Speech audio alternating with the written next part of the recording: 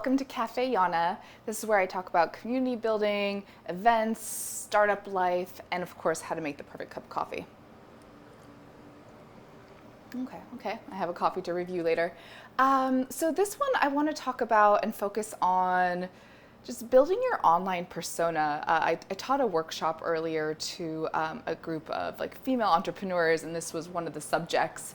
And I think about this a lot, right? I'm a hiring manager. I look at so many cover letters and resumes, and what's really interesting. I just think you need a bit more. You need to be doing a bit more to stand out, right? Traditional resumes, in some sense, are dead, right? And as we build our careers, as we become managers, leaders, founders, having kind of a solid brand and an online presence will just become more and more important. And then, of course, like kind of building community around your brand.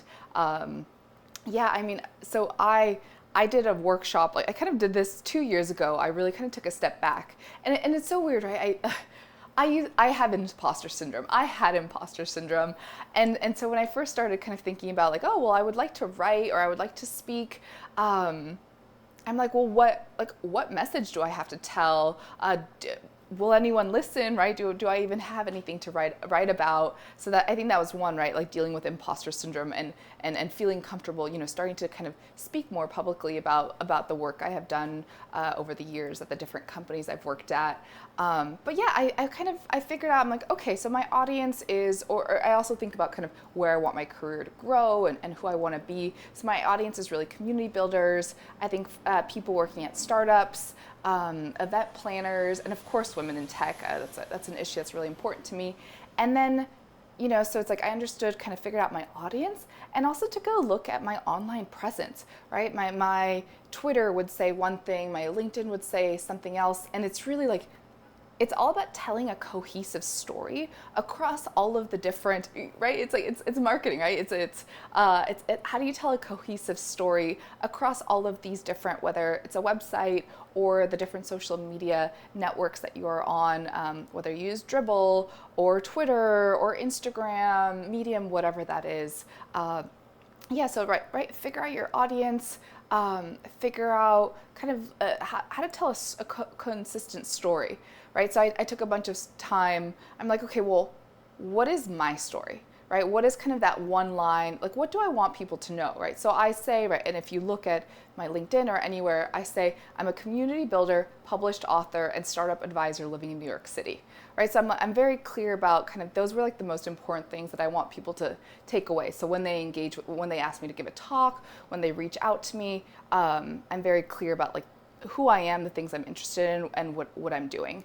And then again, I'm just in a different phase of my career than maybe some of you that are listening, or you're probably a lot farther in your career. But again, it's do like an evaluation of your online presence, right? Try to figure out who your audience is, and then just start creating, right? Start kind of being more public. And again, I started a blog on Medium. It's free, right? It's really easy to get started. Again, I don't think I'm the best writer. I say that, right? I just published a book. I did it with a co-author, thank goodness. But yeah, I just started kind of blogging, right? And my voice, the way I write is a bit more conversational, right? Yes, I probably make grammatical errors, but I think that's okay. Because again, right, I have important things to say and a message to get out there.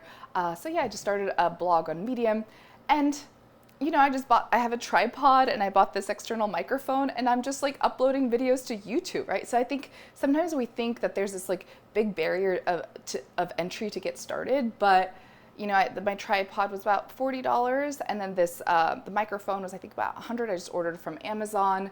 Having a website on Squarespace, I think it's about $150 a year, but my website, right, links to all of the past work I've done, links to my blog, links to this video series, and so it's just kind of one place that as I start kind of building, launching more of these programs, whether it's EpicConf, my virtual event conference, or linking to a book I published. So it's important today to have a bit more and a bit stronger online presence.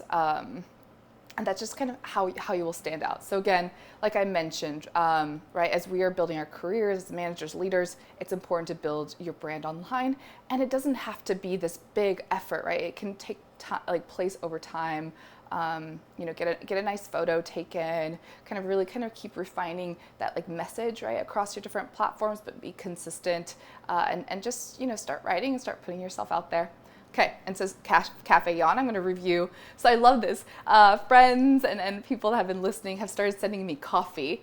So yeah, this one is, and I know I've said every roaster is my favorite roaster, but let's see. Okay. Not my favorite. Not my favorite. I think this is, McNutley is the roaster, and I actually looked them up. So maybe this is not my favorite beans or roast, but they've been around since like the early 1900s, like one of the biggest like coffee distributors. So I love what they represent. This is definitely, it's just a bit too bitter. I think it's definitely a darker roast. So not my favorite, but I appreciate thank you so much for sending me these beans. Cool, and that's my Café Jana.